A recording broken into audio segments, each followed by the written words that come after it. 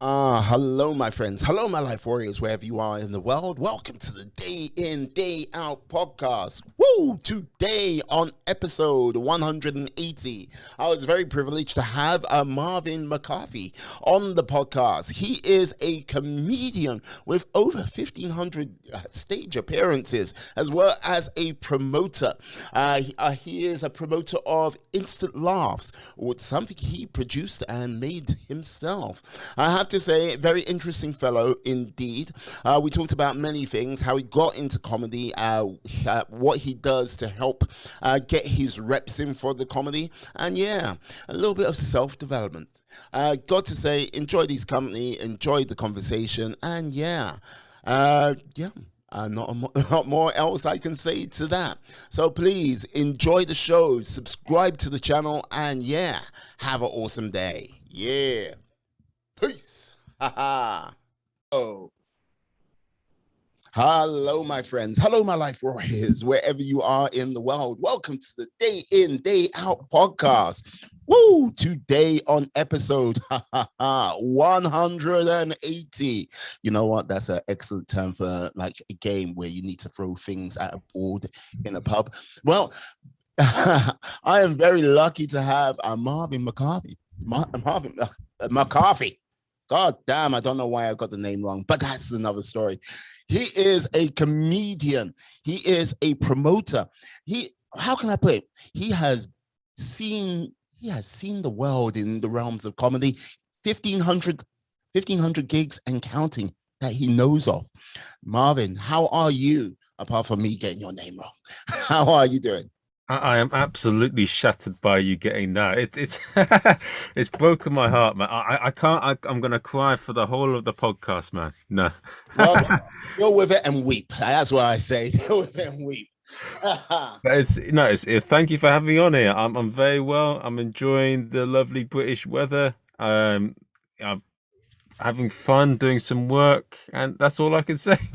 And look, you know what? Hey, all I can say right now, it's overcast in London town, but it's not raining. For the summer we've had this year, it has been awful, to say the least, you know? Well, I would say one thing. Football's was almost coming home. That's all I'm gonna say. Okay, you're a football fan, are you? No, no. I can appreciate football as a sport. Okay, I'm an Englishman, English, Irish, and Chinese, and if England do well, I'm happy for them. But I'd say that my main sports are probably tennis. yeah, Probably tennis. nice, nice. So you've been watching, like, what was the last one? No, it wasn't the US Open. No, it was the US Open. You've been watching, like, did you watch any of that? How did that go down? But it's funny that you say that because that is the next tournament coming up, big tournament Ah, coming up. So yeah. more or less right. You got the main competitors. They've all like Djokovic is the big man. He's the one that's winning all the tournaments. But all his main challengers like Thiem, Nadal, and Federer, they're all injured. So it's interesting. I hope he doesn't win the calendar Grand Slam because that's a bit too much. But I want to see a bit of I want to see some of the younguns knock him out. Not literally, but I want to see him get beat. I see, I see. Okay. Like, this is the thing I would say right now. I think they've got, like, the old guard have got about 3 more years, and then like it's going to start to switch over. Me think. I think Federer and Nadal probably have only got one more year left because their bodies are breaking down. But I think Djokovic, I'd say a bit less than three, maybe 2 years. Okay, 2 years, 2 years. You can do a lot in 2 years. You can do quite a lot in 2 years. So Look at COVID. No, I boy, I shouldn't have said that. no, don't be saying that out loud. Like you'll bring down, like, bring it all down. Delete that. Delete Shh, shh. that. No, enough of that. But like, this is the thing. You, sir, have been, how can I say, you have been doing the long road, 1,500 gigs that you know of and counting. Like, whoa, how did you get into the realms of comedy? It was a local university newspaper. They did a comedy gig, and I always was the funny one in my group, and I always yeah, I was always wanting to do it, and I just didn't find a way to do it. And then when I saw something that was my gateway into it, Hmm. like boom, that was it. And ever since I did my first gig, and it definitely beginner's luck definitely exists with it. And I did like my first gig; it went reasonably well, Okay. and ever since then, I've not really looked back. You haven't really looked back. So like this is the thing. When like can you still remember like it's been 1,500 gigs? Where was the first place you went, okay, yeah, this is for me. Bam, comedy was the like my lifeblood, as they say. That's a good question. I'd say what I'd say. Ah, the first really gig where I stormed it, when you get that feeling, it's just a very intoxicating feeling. Like you can have whatever bad day before, you could have anything bad happen, but when Hmm. you're in the moment and you really storm a comedy gig, there's no feeling like it. That was I think in my sixth or seventh gig, and it wasn't for any jokes or anything. I had a very strange day at work. I came on stage straight up, completely all over the place.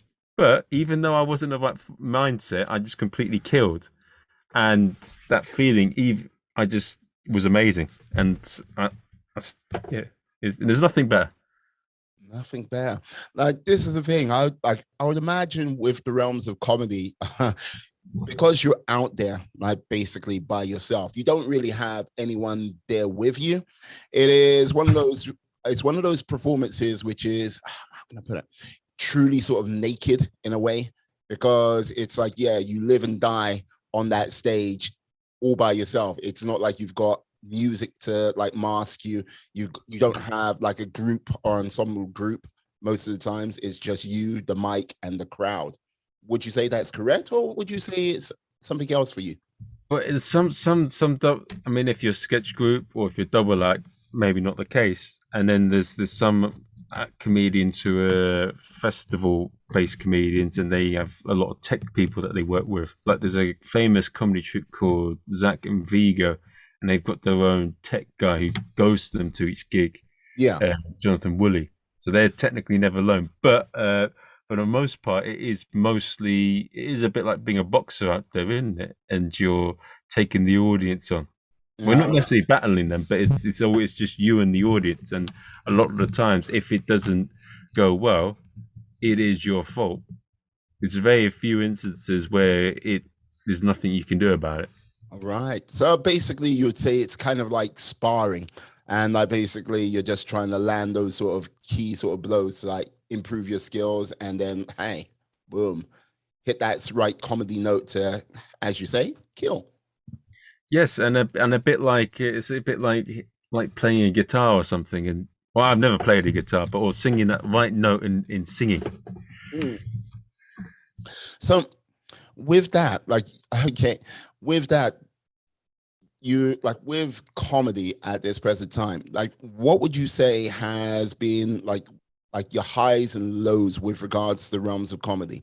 Because hey, we've had 16 months of a hard time sort of getting out on the comedy circuit, or basically, yeah, being able to get out there and practice, you know what I mean? Keep yourself in shape.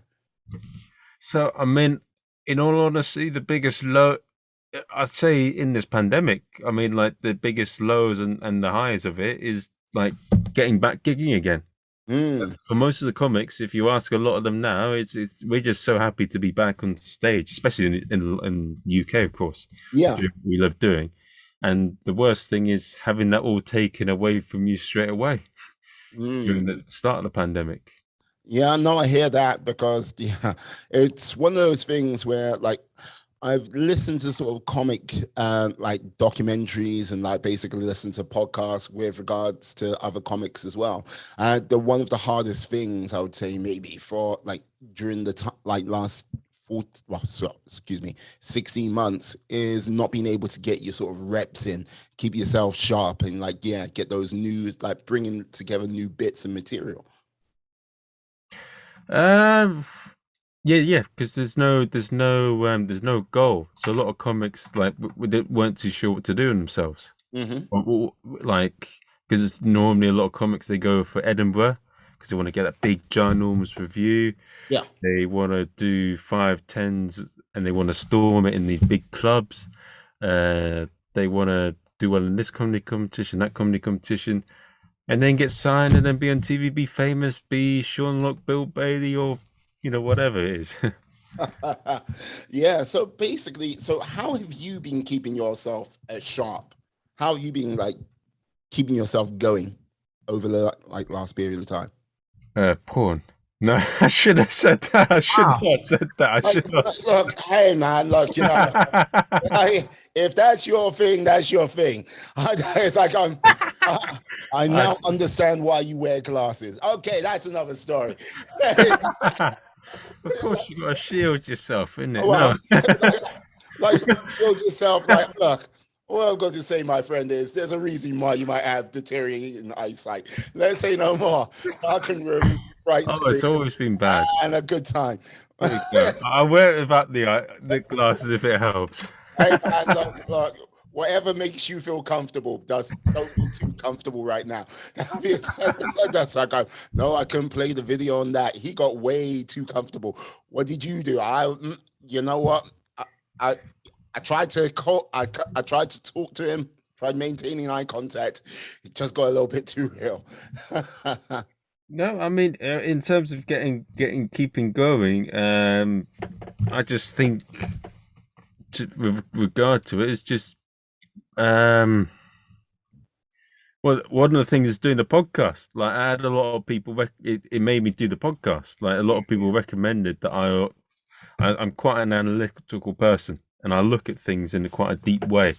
Okay. And when people talk to me, they noticed that, and quite a few people suggested I started a podcast. So one of the things was building a podcast. I mean, it's a podcast that's steadily growing, and I love doing it. Yeah. Um, that's one of the things, and it gave me a chance to rethink things about what is truly important, rather than because you get before that. I mean, I'd say I was a bit in the rat race in a way.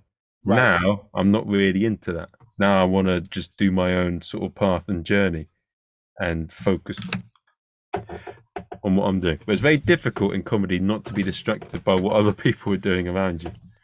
Yeah, like this is the thing with regards to sort of comedy and well, with regards to anything really, if you're really going it for it yourself, getting distracted is like can happen quite easily. Also, I would say like yeah, procrastination, like not actually sort of getting started at all, is another thing which it can be a factor. So like now you're hard, like you're going 100% comedy all the way, podcast, is that this like situation? And how have you sort of like got no. How did you get started with the podcast? I've got to ask that first because I there's a lot of things I've got brewing in my head. But how did you get started with the podcast? So I was in. So the two things that sort of led to it, I was in New York with a comic friend of mine, and we were talking about comedy, Mm, and I was very analytical, and I, I did something about what I said, made a few comics suggested that you're very insightful and you should start a podcast, and then I did the same. I did a little. I went to a theatre school in France, and you'll laugh about this, but it's called a clown school, and it's not like Krusty the Clown from The Simpsons or any of that. But I was having a chat about performing arts and how um, I was talking about. I think the greatest feeling is, one of the biggest feelings is proving people wrong or having the big reward at the end when people don't believe in yourself or even doing something you can't think you can do is yeah. the best feeling in the world. And I said a lot of things like that, and a few people suggested to it. And then the COVID hit, and I had to come back to London. And then I don't know. I thought about it because a lot of people were suggesting me to start a podcast. I thought, oh, why not? And so I Mm, started the podcast, just doing any old random crap, having fun with it. And then I started doing weird hobbies. I had one of like Pacifarianism, where they worship the giant spaghetti monster, I had one with what's his face, Night. What's it called? American jousting, where they joust like in Game of Thrones. Yeah. I interviewed someone who did Jediism, Okay. It's like, yeah. and then I started again moving on from that, and I started doing a bit of comedy, did a bit of business stuff, psychology, uh, like self-action, Tony Robbins sort of thing, and then fighters, and then it got sort of to a point this year where it gradually shifted more into comedy, Okay. and so now I call it, as you could see there without my head, the comedian's paradise. Ah. So with the sort of like evolution of your like podcast from jousters to like Jedi worshippers. There's always two, a master and an apprentice, but that's another story. But yeah, how when did you sort of like, oh yeah, comedy is this like thing? Is it a case of you interview comics or you just talk about comedy with, say, a partner in crime? Who knows? That might I might get a co-host on a podcast at some point. Who knows where it's going to go, um, but no, I interview wide variety of people from the comedy world. So I interview Mhm. people across the globe, like different comedians there. I interview promoters or comedy event organizers. Also, comedy. I haven't interviewed a comedy podcast yet, but I will do at some point. I interview comedians, clown acts, theatre acts. Mm. Um, but within comedy, I also interview. Like I interviewed someone who is well known for interviewing comedian called John Fleming. He runs a very famous blog on the comedy circuit. Okay. Uh, Festival organizers, yeah, anything sort of related to comedy, but most importantly, people who have an angle, who have something unique to say on comedy that Right. can help other comedians live life on their own terms and do their own thing Mm. rather than be a sheep. Well, you know what? Everyone's a sheep at some time, and we can also be wolves at others. But yeah, so what would you say you've learned from your sort of time doing, like, hey, the comedy paradise? Um, In paradise, excuse me. well, I mean, I've had in terms of picking the favorite guest and what I've learnt most, because I've had quite a handful of people that have been absolutely amazing, and it's amazing who you can get if you just ask. You never know who you're gonna get, but um. So one of the ones with I'll break it down in a list. So Okay. Ravi Jago Pal, he's a digital marketer. Yes. And one of the biggest lessons I learned from him was says when you fight, like if you're trying to drill oil, Oh, can you like one moment, my friend? Every time you put your hands down, it bangs and it comes through. Just like so we don't like so people don't miss out in anything you say. okay, Go I back, put my like hands there. no, it's okay. It's okay. Like there'll be a bunch of burly men who'll come in and strap your hands down any second now. It's okay. Okay. Oh, they're here. And it was it's like, I didn't pay them yet. Okay. No, carry on. I'll Sorry. pay them later. No. But the thing is, he says so when you're finding oil, Yeah. you you find a place where it is and you drill deeper. You don't just drill in 10 different places. So like finding your niche and then capitalizing on it. You can Right. have many different things, but you finding your niche and then focusing on that and capitalizing it. And that's one of the reasons why I changed the podcast from being Marvin's World, where I interview like inspirational people who've done their own thing, to being comedians, because then it's a distinct audience for the podcast and Mhm. it's focused on a particular topic rather than all over the place. Yeah, I see. And basically, with the like interviews for the podcast, like with like how have you been finding it? What have like sort of some people been saying about their sort of like comedic experiences, their sort of growth over like say the last 5 years or where they want to sort of go? Is there been a common theme or has it been kind of different? Well, as I try and interview in each episode someone a different angle. Yeah. it gets a bit. One of the things with the podcast is I used to produce a lot more, like 2, 3 times a week. But now, because it's very specific in the angle, I don't know who the audience is, what the topic is, Hmm. it's a bit harder to get guests. So I pick each one with an angle. So, like one week, I had one who won an Edinburgh Malcolm Hardy Fringe Award. Then another one, I had a guy who set up Malaysia's first full-time comedy club, Nice. and he's now in a pandemic to adapt. They're making a like a Pizza Hut delivery service, but don't tell him I said that because he says it's an insult to the quality of pizzas he makes. Okay. It's like comedy to pizza. Hey, whatever. However you can survive is however you can survive. Yay. It's what he's done, and he puts comedy clips on, like little clips with it, Yeah.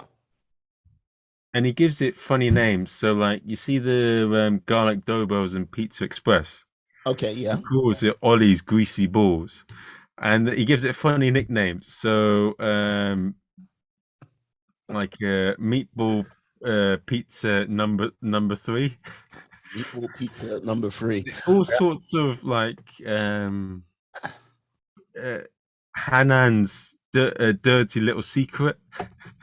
Uh, like if he doesn't have on his menu, suck on my chocolate salty balls, I will be like disappointed. I'll ask him as a personal request. Yeah. Like, look, hey, yeah, and you do know the song, you What song is it? suck on my chocolate salty balls. I've seen the chase with Bradley Walsh where he's been tipped up with a few innuendos, but I've not seen that. No, oh, you see, you got to watch some early South Park, my friend. Early South Park. Like basically, yeah, Chef basically sing it's one of his songs. It's like, yeah, you go, suck on my chocolate salty balls. Put in your mouth and suck them. Oh, I haven't, no. Oh. Ah, Keep singing the song to all the people listening. hey, like South Park, man. South Park is a classic. Oh, Ah, I mean, I've seen bits and pieces. I saw the Saddam Hussein one and the Devil one, yeah. but I never got into. I did like a few bits of it. I watched Pokemon, I watched Digimon, I watched The Simpsons, of course. I watched In-Betweeners, and I watched Skins. Yeah. But No, South Park. Okay, that's some comedy gold right there, I would say. Yeah. So with that, like interviewing a guy in was it Malaysia or the Philippines? Malaysia. Malaysia, who now has a pizza restaurant attached to his comedy club. Like, I would say that most probably is one of the most interesting people you most probably interview that you have interviewed. Is it a case of now you're just looking for more people to interview, or are you just like kind of like, hey, not you, let's see where the wind takes me? No, no, no. It has to be over a specific thing. I mean, I don't want. I mean, the thing is, one thing I've noticed, and you probably noticed as well, you have a lot of cool people. You have your audience, but you're also gonna the people that don't like you will probably listen to everything you do more than anyone else. Hey, that but And that's I say, keep on listening.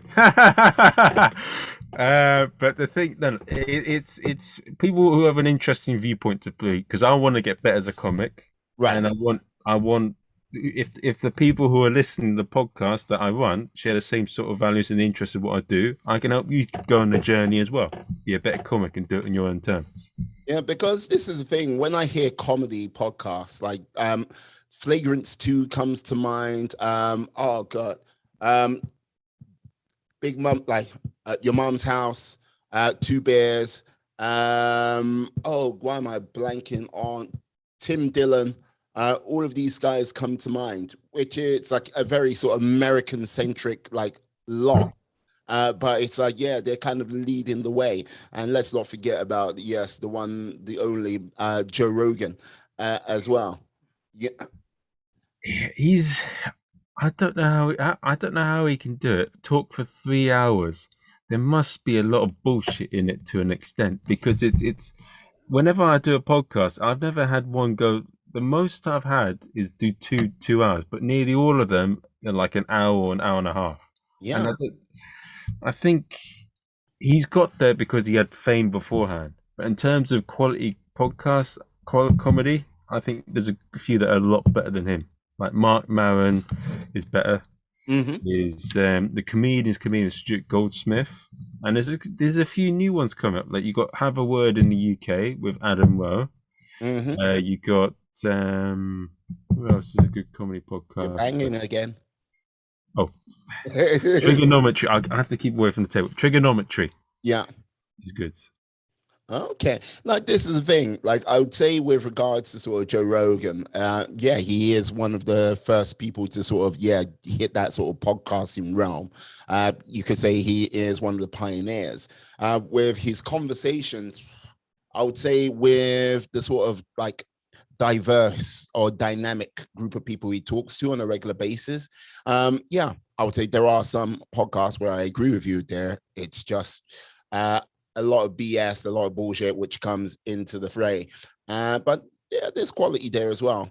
Um, Yeah. and yeah, and with other podcasts which are coming up, I would say, yeah, I think they're going to be a little bit more on point because, yeah, the sort of realm of podcasting, it's still in its infancy. It's like only been about 10 years, but it's still like finding its way.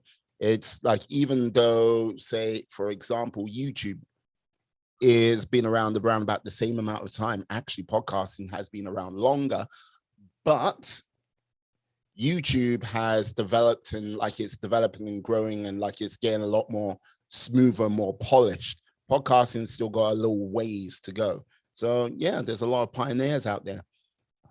Yeah, I think with Joe Rogan, I'm picky about the episodes. If he has a good guest on, then I go and listen to it.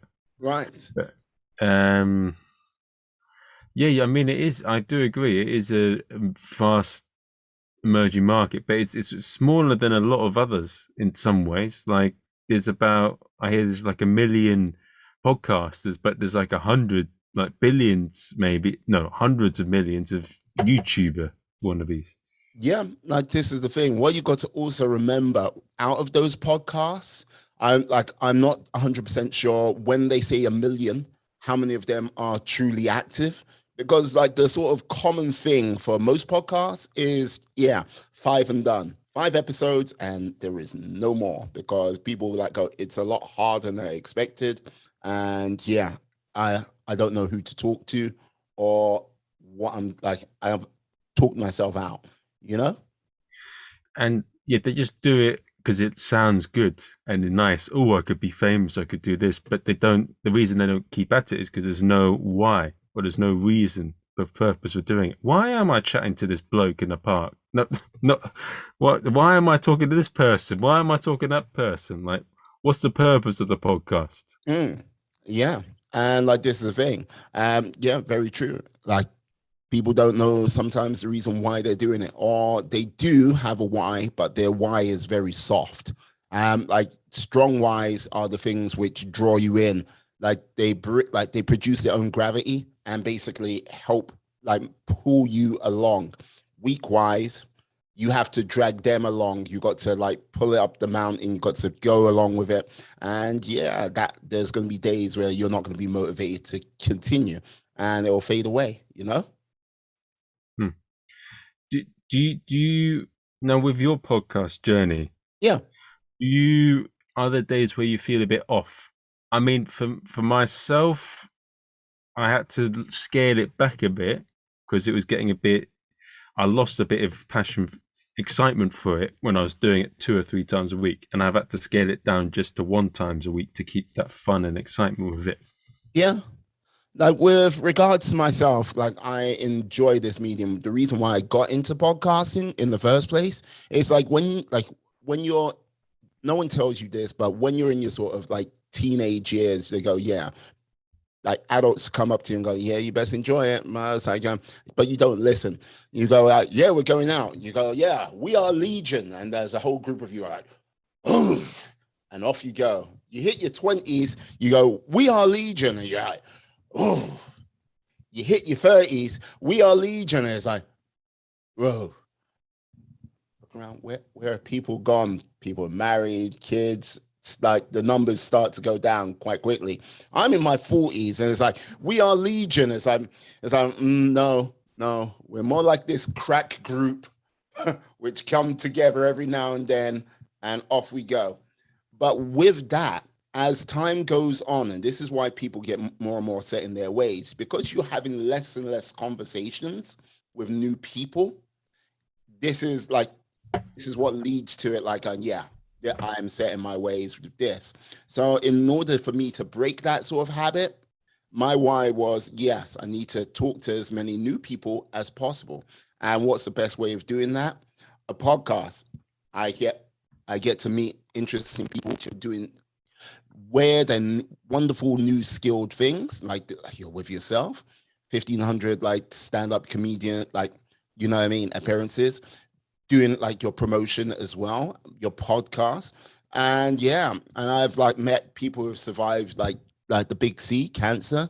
I've met people which have done like extraordinary simple like and yeah out there things so yeah it's led to me like doing 180 shows with yourself right now, and I haven't lost in like I haven't really lost enthusiasm for it at all. Like, yeah, I'm still going strong, still putting out 2 episodes a week. So yeah, it's cool. But like, I understand if you need to scale it back, by all means, you got to do it the way you do it. 2 episodes for me. Some other people would just like if it was Tim Ferriss, he would just like 7 episodes every week for I think 3 years, no stopping. I don't know how he's been able to do that. That's that. I mean, it's a bit, it's incredible, but it's he. Yeah, I'm not going to say anymore. His podcast isn't for me. Well, I'll leave it at that. It's just not for. It's not my taste. It's like some like McDonald's, some like KFC, some like Burger King. yeah, I'm but more of a Burger King man. yeah, but what is it not for you? Just like why is Tim Ferriss not for you? Say. So I had a friend who hooked me up with a couple of business podcasts, Mm-hmm. and I went in the train and I was listening. I was listening to quite a few during lockdown. So I Yeah. listened to School of Greatness. Tom, I don't know how to say his name, Tom Billet or whatever his name is. Uh He's Bellio, yeah, Impact Fairy. yeah. Yeah. I liked his. Mark Maron, I listened to quite a bit. Mm. So a few Joe Rogan ones, but not that many. And then I listened to, yeah, I looked at Tim Ferriss and I looked at quite a few of them. I don't know, just it just didn't hit with me. Something about it just put me off. I didn't find it interesting. It just didn't. Yeah, I just wasn't interested. Yeah. Like this is the thing. Like that's the beauty of it. There are a number of other podcasts which, you know what I mean, must really hit the note for you. I like the whole thing is why were you listening to like business podcasts in the first place? That's my question to you. Well, I always found because I admire I'm interested in that sort of doing things your own way, being your own boss. I like that. Mm-hmm. And I think a lot of skills in business can be attributed in everything you're doing. A lot of doing being your own boss, running your own company, doing all those things are things you can take in a lot of the skills you learn in that you can take in a lot of fields. Yeah. No, indeed. And like this is the thing, like starting your own business or starting something, it doesn't necessarily have to be your own business. Starting a project or endeavor, which Yeah. is like you're trying to push yourself to new levels, is like always going to be a challenge. And sometimes, yeah, listening to people who've actually gone out there and done it can be a bit of an inspiration. Like, hopefully, inspiration, not motivation. Motivation fades rather quickly. Yeah. You have to have the intrinsic thing. They're like examples of what you can do and what you Yeah. can learn from. Mm. And like this is the thing. How did you like with you've done the comedy thing, but like with regards to promotion, what made you go, yeah, you know what? I need to do a promotion like thing. Oh, I wanted to get a hosting experience, and then Uh-huh. it just went from there. So the best way for comedians and performers out there, like you keep saying that you want to, you're waiting to do this show of a theatre or this place or that place, or you're waiting for this person to book you, whatever. Just book your bloody self. Do Mm. your own show. And I spoke to a New York comedy comedian who's been going for years. If a club doesn't book you, just run a big show, then do well and let them see you. Put them on. Let them, take matters into your own hands. And that's why I did it with the hosting. I wanted to take matters in my own hands. Nice, nice. And like with regards to being like, what's the difference between being a host and a comedian? What's really sort of stuck out to you? Well, being a comedian doesn't require any personality, but with a host on stage anyway. No, Okay. It's like a I'm comedian without kidding. I'm kidding. I'm personality. kidding. I'm Ah, kidding. I'm they're kidding. I'm coming for you. kidding. I'm kidding. I'm kidding. I'm kidding. No, the you have to be a bit more. The thing with hosting that's really good about it is that you've got to be very, very. I mean, you have to be it as a comedian, but it helps a lot because you have to be very in with the crowd. You're the first thing that the audience sees because if you're shit and bowed or awkward or whatever, it reflects the rest of the night. Yeah. A good host can make the mediocre comics look very good, whilst a bad one will make even people like Michael McIntyre seem bad. Ah, I see. So you're mostly the key cog to the evening. Right. Would you say cog or spark to the evening? Yeah, I'd say spark and the thing that keeps it going. And also, you got to sweep up dirt if someone doesn't do that well. Mm-hmm. No, that must be, whew, that's quite tough to say the least, because like, yeah, you got to be at a certain level to and be able to read the crowd, maybe a lot more than the actual like comic who's coming on, because they come up, they do their anything from 10 to 15-minute bit and then they're gone. Or is it longer than that? Oh, in America, it's 45. 45. And Wow. you get 20 as a feature. But in here, it's like open spot 5, 10 minutes, then Mm-hmm. 15, then 20. Right. But yeah, no, what I said there in terms of comedians don't need personality. The thing is, He's with backpedaling people, backpedaling hard. oh no, some of them don't, but It's like, uh, what's it called? The thing is, you don't have to be as good a performer as you need to be as a host because there's no hideaway thing. mm, Because if you're just on stage being a comedian, you can just write really good jokes, and they can sometimes hide your performance skills, or you can just hide behind them. mm, mm. I see. There's a lot more. There's a lot more comics that can be funny on stage, but they can't be hosts. Than the other. There's not. There's less that can do both. Okay. And a lot of comics, you're either better a performer or you're better a writer. Right. So which one would you say you're stronger at this present time? Oh, the performing, without a doubt. Ah, you're just like, yeah, oh, the performing. Bam. So is it a case of like, yeah, the performing? So are you going to work on your hosting skills to bring that up? Or is it a case of if I went, yeah, gun to your head, and it's like you had to do something for the next, say, 5 years, would it be hosting or just performing? I know, I think I have an idea of the answer, but yeah. No, producing shows where I do both. Mm. So with producing these shows, like where you're doing both host and performer, like, No, I meant like it would be me just performing, but right. I'll produce my own shows. Okay, so you'll basically do sort of one man shows, like which you would like could put on in sort of Edinburgh Fringe and that type of situation. Yeah, similar sort of thing. Okay. Interesting. Interesting. So with this, like with your like promotion, performing, like, is it a case of your sort of now where you going to sort of take that? Because it's a huge challenge to say the least. What doing their own show? Well, it's This is a bit. I'm gonna. This is a bit that I'm not gonna go into. This is the one because it is leading up to something, but I don't want to say too much what it is. So you got something on the boil at this present time.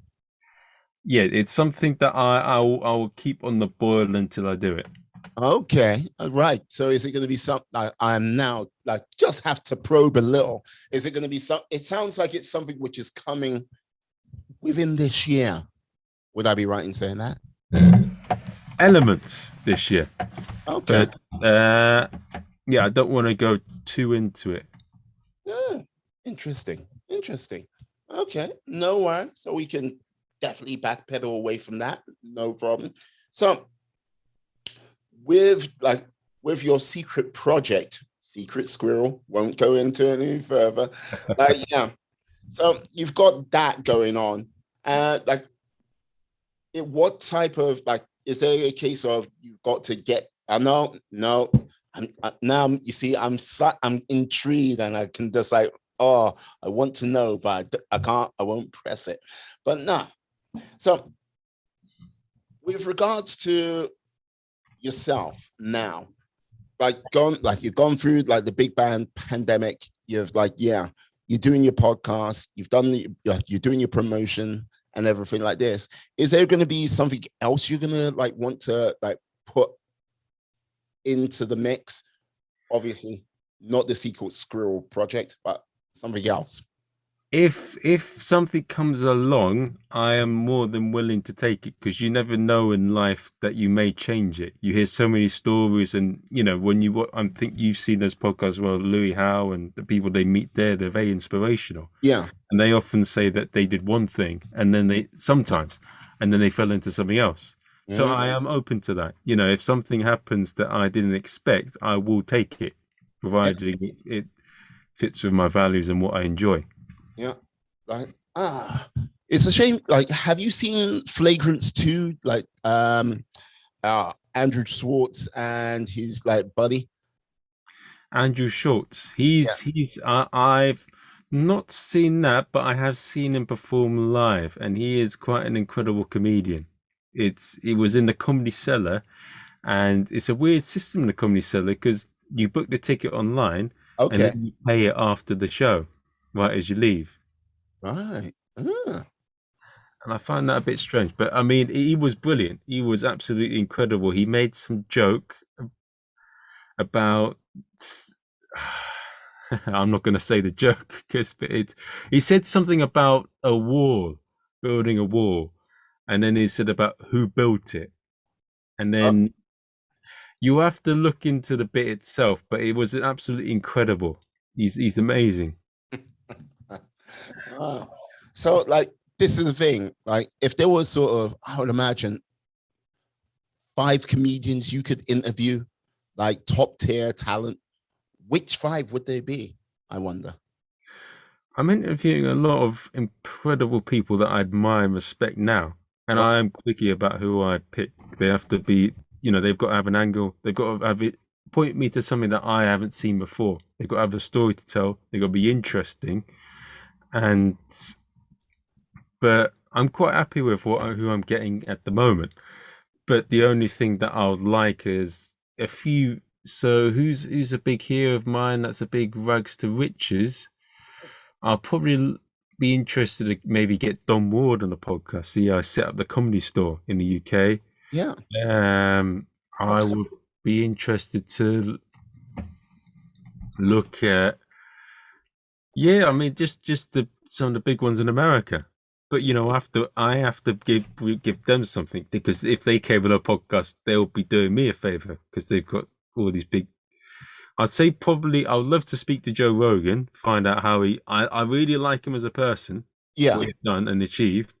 But and I would like to. Oh no, him, Joey Diaz. Mm-hmm. He's absolutely hilarious. Um, who else is there? It's incredible. Uh, I would like to interview, yeah, some of the more wacky acts in the UK. So Milton Jones. I'd like Nina Conti.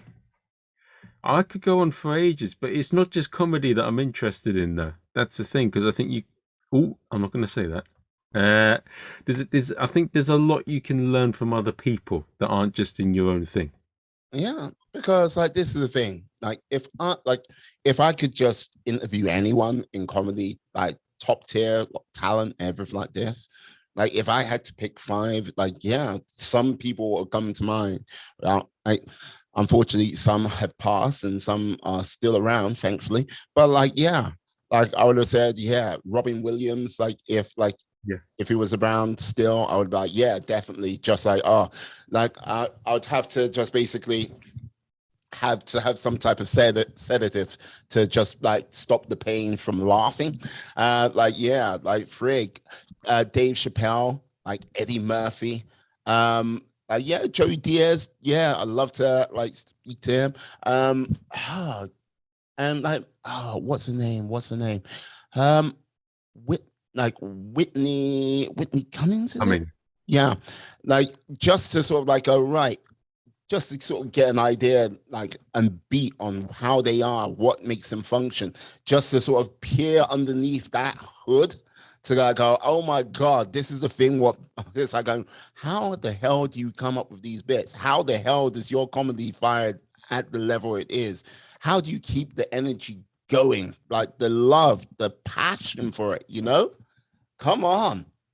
well, I think a lot of once they get to a certain level, like Kevin Hart or Joe Rogan, they got a team of writers with them as well, so that makes it easier. But I think,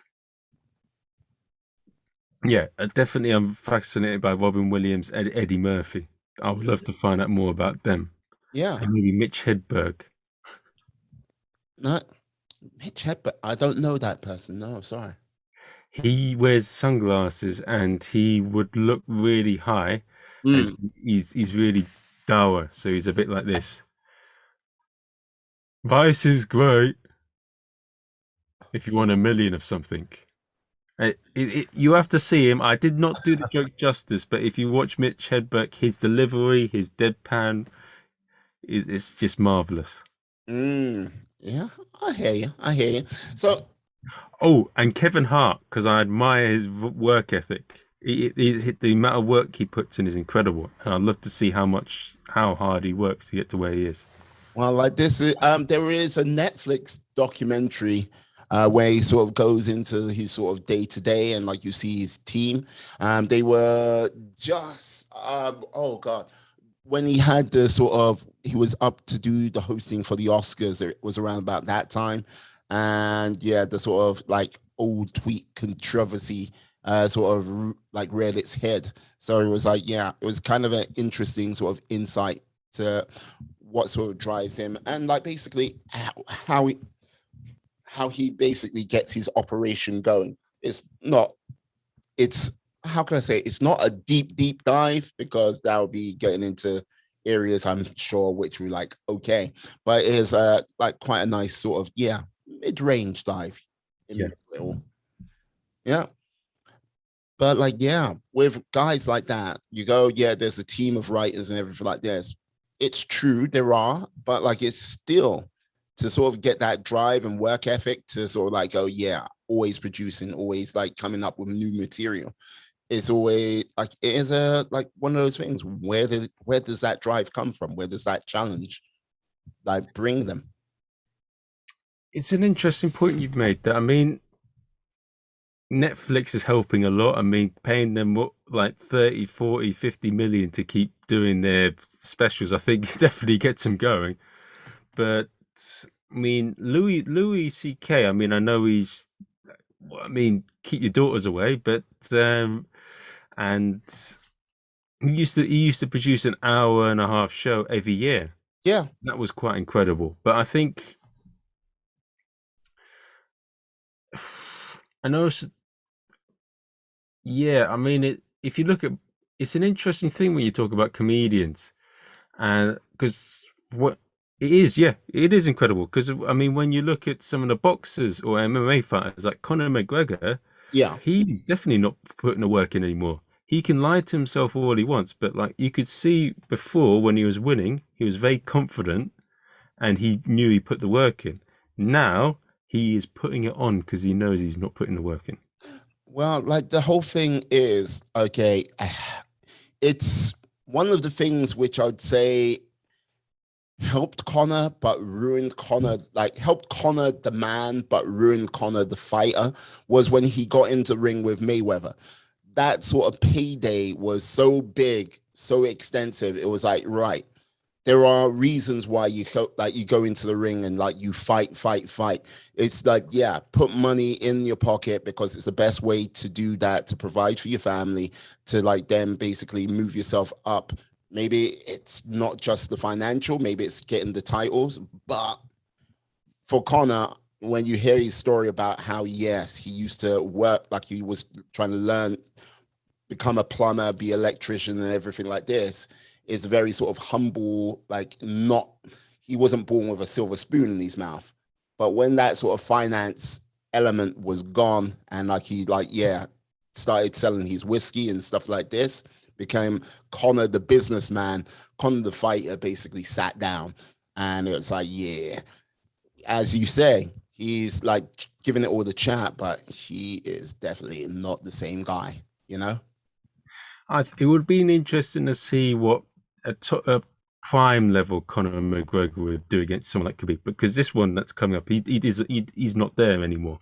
Well, yeah, like this is the thing. I would say Connor, like a prime Connor and a prime Khabib, I think they're two different. I think they're two different types of fighter. It's just like I don't think they're the same thing. I think Connor is the early model fighter, and like basically the sport has kind of moved on. While he like played I'm a businessman, while he's not playing, while he's I'm a businessman, the fight game has moved on extremely. Massively. Yeah.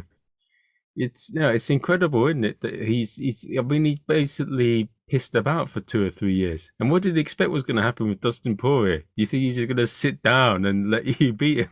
Well, like this is the thing. Like you don't do anything for 2 or 3 years.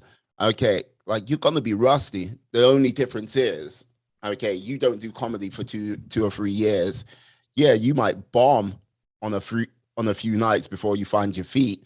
Like you don't do podcasting. You might like, yeah, it might not be the best interviews you might have for the first couple of times while you find your feet.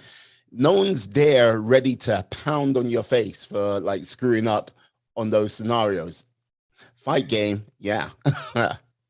No, but it's an interesting point that you made because I am intrigued. I don't think I can answer it in terms of like how comedians are able to keep their motivation and like fighters, top tier fighters, are not able to.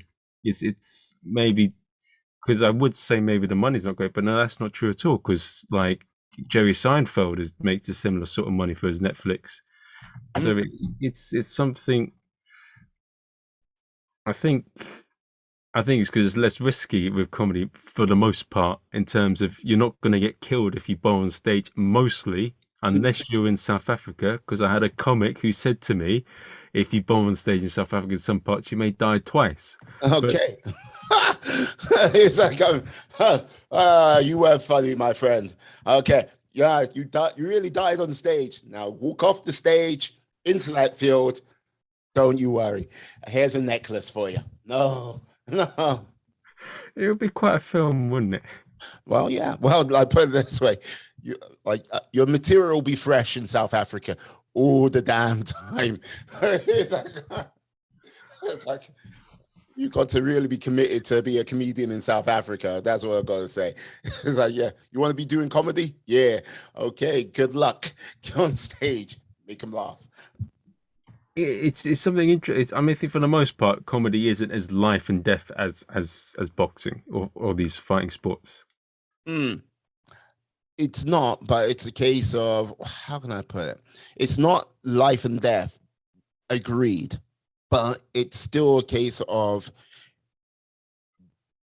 does your career like live or die? Like if you take a number of losses in comedy, like how like it's like yeah, Like if you've like bombed and bombed and bombed and bombed and bombed, like, and it goes on for weeks, months, years, like, what does that do to a comic's like confidence, belief in oneself, you know?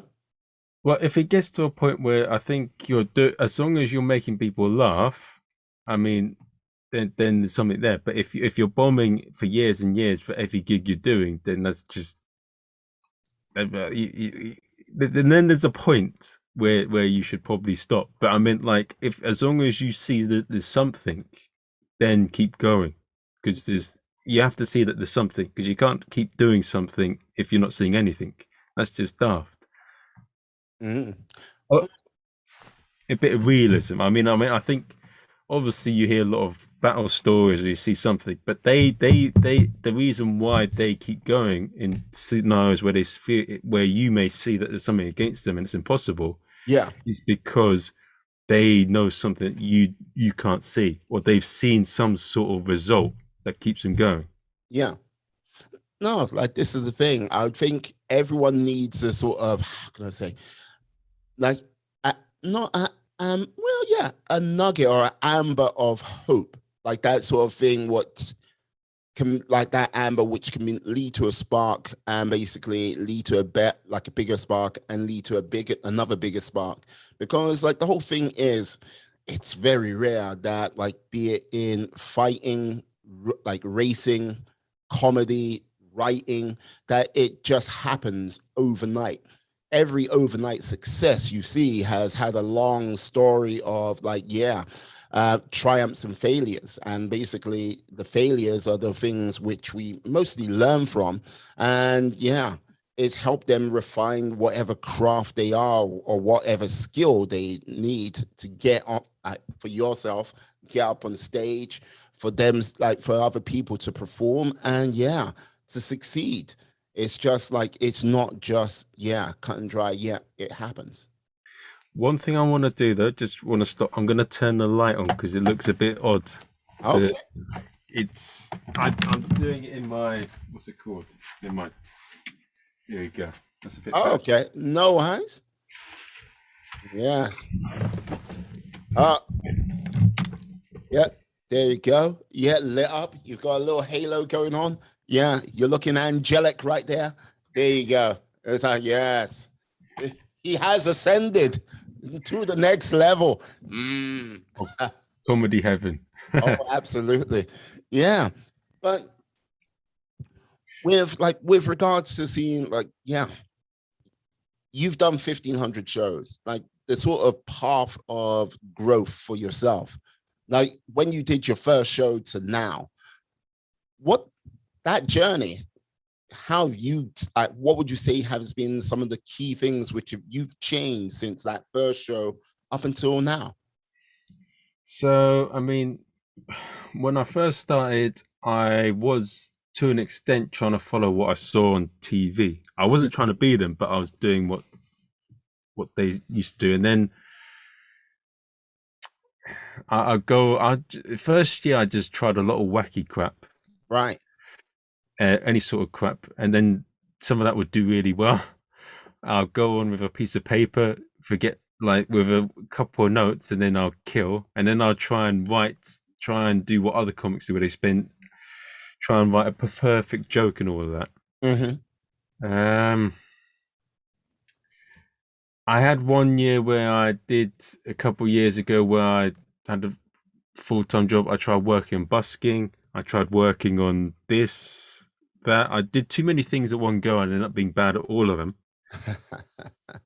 I had years where I tried being like other comics, where you know this is I let other comics like approval where they feel comedy has to be a certain way, Mm-hmm. set a punchline and following this and that. But I tried doing it like other comics where they do things a certain way, but it didn't work for me. I tried to be like other comics to fit in a bit more, but it didn't kind of work. So now I know what my thing is. I know what my USP is. I know what I'm good at in comedy, and I know when I go on stage now, it's automatic. Like my persona. who I am on stage is there, and it makes things a lot easier when you have that on stage because you don't need the jokes to be perfect for you to be funny. Yeah, no, because like this is the thing, trying to find like anyone trying to find their authentic self, it's not easy. It's like it's difficult because you got to ask yourself some questions, you know? But it's like treating life like a game and a bit of fun and just enjoying it. So if something doesn't work, no worries, go and do something else. If this doesn't work, go on and do something else, or just treat life like a roller coaster. Have a bit of fun with it. No, I agree. Like the whole thing is like there are times where I'd say you got to say take life sometimes seriously. Like, but there are times where I don't think enough people sort of go through the motion of enjoying life as much as they should. They don't sort of, how can I say, embrace some of the experiences which are out there because 1,500 times and then some. You know what I mean? Well, it's you got to let it go. You got to let some things go. What I mean by that. So like, some people will stick to certain things because they have to do it. Like I don't know if sometimes I see in comedy people do the same jokes that they've been doing for 4 or 5 years, and it's been quite mediocre. And they do the same things, but they're not evolving. They're not letting things go. And right, fair enough. That's not working. I'm not interested in that. I'm going to try something else. Okay, that bit worked. I'll keep that. I'm going to try something else. Okay, that bit didn't work. No worries. I'll try something else. Oh, Yeah. that bit worked. Oh, I'll keep that. But that bit didn't work, but this bit worked. I'll keep that. Oh, and then go on and on and on. Yeah, but like this is where I think when you mention Louis C.K., him doing an hour and a half bit each and every year, that's him embracing exactly what you've said about letting go. Because when you do an hour and a half, like a special, especially in comedy, it's not like music where people want you to crank out the same old hits. It's like I've heard that joke before. Show me something new. You know what I mean? It's well, he says that's what made him a better comic because he before he was doing it for 10, 20 years and he was okay, but he wasn't anything special. And then he started doing an hour every year because it forced him to get better. And also, what he did, I think, if I hear him right, is he would put new jokes at the beginning of his set when he's developing new material so that it would have to be very good. It puts that pressure on. Whilst a lot of comics, what they tend to do is they put the strong stuff at the start and at the end and let it develop. I don't tend to do that. I will just, if I have a new stuff or something that I'm interested in, I will wing it on stage when I'm developing it. If it works for a bit, then I keep it. If it doesn't, after I've tried it a few times, no worries, I'll try something else. Right. So would you say you take some of like not copy Louis C.K., but put some of his practices into play where you like, okay, each year you like work on a new half hour, a new 45 minutes, a new hour? Not necessarily that. I think I will try and work on a different aspect that I want to work on, or I try and achieve different things each year on the way to achieving what I want. I think that's what I try and do. Interesting. So this year I'll try and get better at this. Next year I'll do this. Yeah. Then I'll do this. I don't do a 5-year plan, but each year I try and focus on different things and treat it like a ladder. Right. Like a ladder. Why a ladder? So you complete one thing at a time rather than everything at once. So I'll sort this problem out. And when you sort out one problem, you often sometimes sort out other problems that you have that you didn't think. And then I'll work on this thing. Then I'll work in that thing. And then obviously you change your person and then you've got new things to sort out. And it goes. Okay. So continuous growth, no like sort of final destination. I like that. I have a destination in mind, but I think that often changes. Okay. Uh, if if we fast forward many, many, many, many, many, many, many, many, many decades, a long life had like comedy gold left, right, and center. what would that destination be at this present time?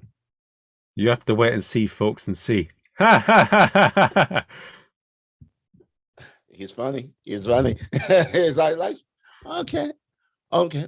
Should I say, what would elements of that picture look like? Not a full picture, just one or two sparks, like one or two bits.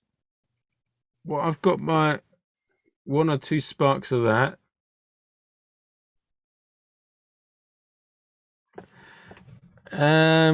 So let me think about hard and long about that question. So I think the elements of that Yeah. is as long as I'm doing my own thing that's unique and my own unique brand, which I already sort of have, but it's not complete and it's not sort of, it's not, yeah, I've got my own sort of unique brand in comedy, so I've already got that covered. Okay.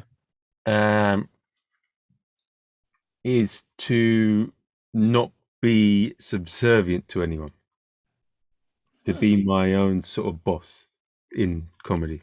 Okay. Ah, ruler of his own domain. Ah, forging his own future.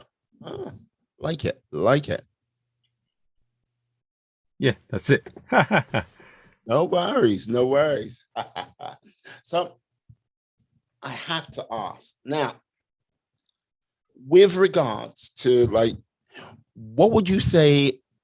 What has been a TV show, film, book which has kind of inspired you the most, or with regards to the realm of comedy, or like yeah, with other things you want to achieve in life?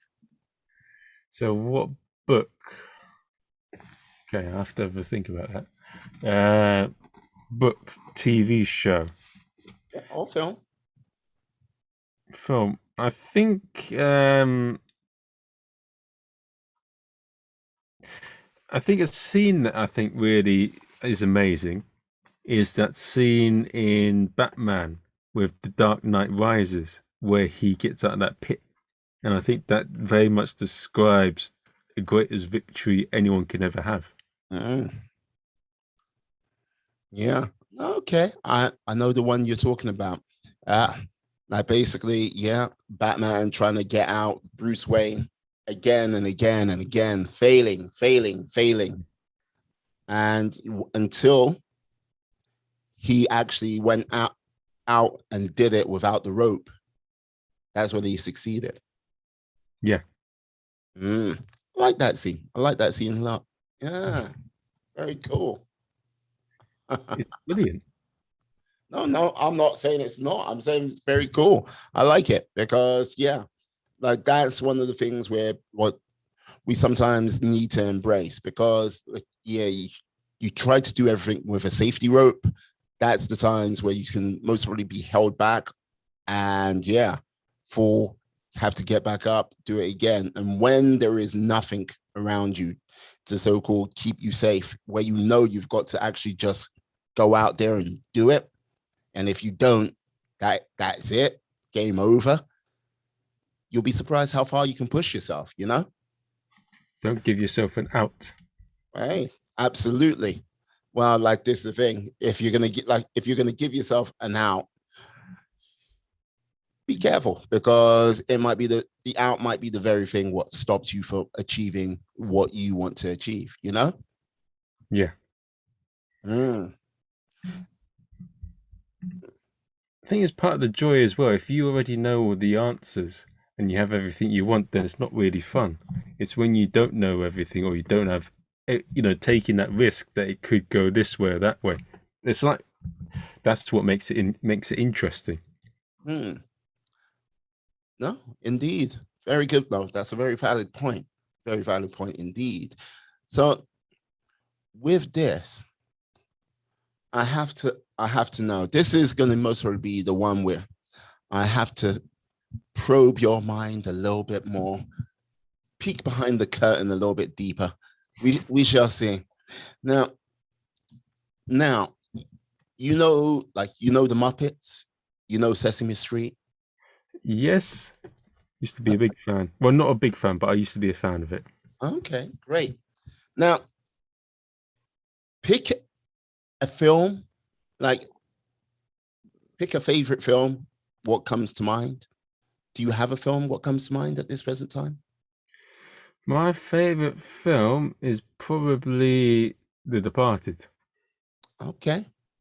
Now, with The Departed, now what I want you to do with your mind's eye is replace the whole cast of The Departed except one actor with the cast of the Muppets. Which Muppet's going to be? Which Muppet's going to be playing which role? Or who's going to be the human? Okay, so I think I'll keep my favorite character in that film is Leonardo DiCaprio's character. Okay. So I'll keep him as the human, and everyone else, I'll the lady Sullivan's missus will be the pig. O'Sullivan will be will be I don't know all the characters, but the pink the purple one. I don't know. Purple one. Cookie Monster, Grover. Tell you what, let's pick which is a program that I know more of the characters of. Okay, let's pick Pokemon. Okay, that'll be I'll put some Pokemon. Okay, go ahead. Yeah.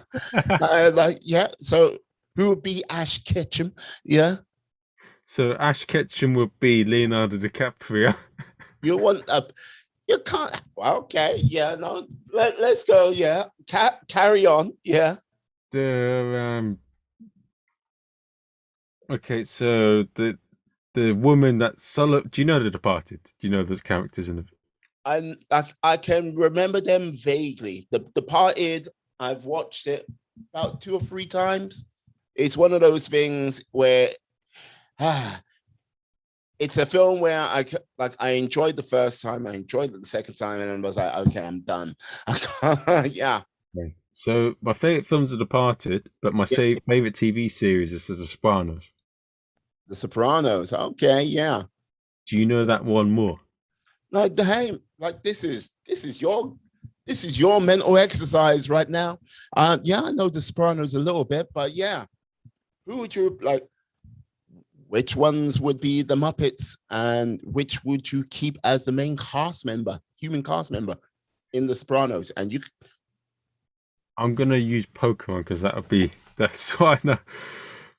Uh, Tony Soprano will be the human. right, No, no, no, no. I like Paul Gualtieri. He'll be the human. The Soprano, I'll put Tony Soprano. I'll put Blastoise.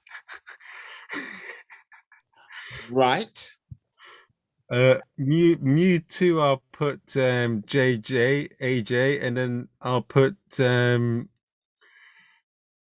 Mew as the daughter. Camelo Soprano would be would be Pikachu. okay, Raichu would be Junior Soprano. Christopher Moltisanti would be who's the temper one? Who's the would be Electrobuzz. check this guy out. Okay, yeah, Who else is there in the main characters? So you got Paulie, the what's his face again? What's the name of the guy that has the funny mouth? You got Paulie, Gualtieri. You got this guy's name mistakes me. Bobby Bacala would be Hitmo-chan. okay, okay.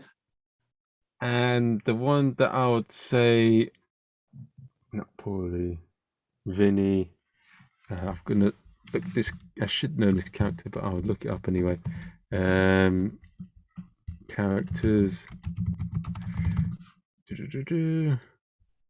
Silvio Dante. Yes, Silvio Dante would be. Hmm. I'll put Silvio Dante as Bulbasaur. Interesting. Interesting. Now, you know what, Marvin? You see, this has revealed a lot about you already. Yeah, like you're a man who plays by your own rules. You're like, yeah, if there was a chessboard and you were losing, you most really just kick that chessboard over and like, yeah, start all over again. I like it. I like it, my friend. I like it. And yeah, you're a bit of a crazy fiend. It's like I was like, nah, forget the Muppets. I want Pokemon. It's like oh, the Pokemon. It's like, okay. No, just like I just now picturing Pikachu with like, yeah, a slightly American Italian accent. Pikachu, yeah. It's like okay, very nice, very nice. Hey, Pika, my name is Pika. It's like Pika. Pikachu, I It's call like, it, it's like, uh, tomato. it's like Pika Pika, yeah, Pika Pika Pika Pika. It's like, giving it all of that, yeah. That's how you say it. Oh, very nice, very nice. Bravo, bravo. To Some be people honest, maybe I should have picked Lion King. no, no, stay away from that. No, I don't need the mouse house after me. No, it's like have a Disney lawyer after me. Like I owe them money. Yeah, no, it's like stay away from Lion King. Okay, brilliant. Can you tell? I'm sorry, but it has come to that time. Can you tell the lovely people out there how they can find you out on those interwebs? So if you want to find out about me, I'm on all social medias at the Flop Master. If you want to watch a comedy show, you can look up for Instant Laughs. And if you want to hear my conversation of thoughts with fascinating comedians from across the globe, you can go to the Comedian's Paradise. It's on all major podcasting platforms. Perfect, perfect. Marvin, it has been a pleasure. It has been an honor. You're a sick man for doing that to Pokemon. No. It's like and I like to say thank you to you, my friends, my life warriors, for sticking with us up until this point in the show. It has been a great show. I've enjoyed my time here. And yes, I've once again, thank you again. So please stay safe, stay well, be awesome, be excellent, be fantastic, be all the positive bees you can be in this world and then some. Thank you very much, guys. Yes. Peace. Bye bye. Bye bye. And we are.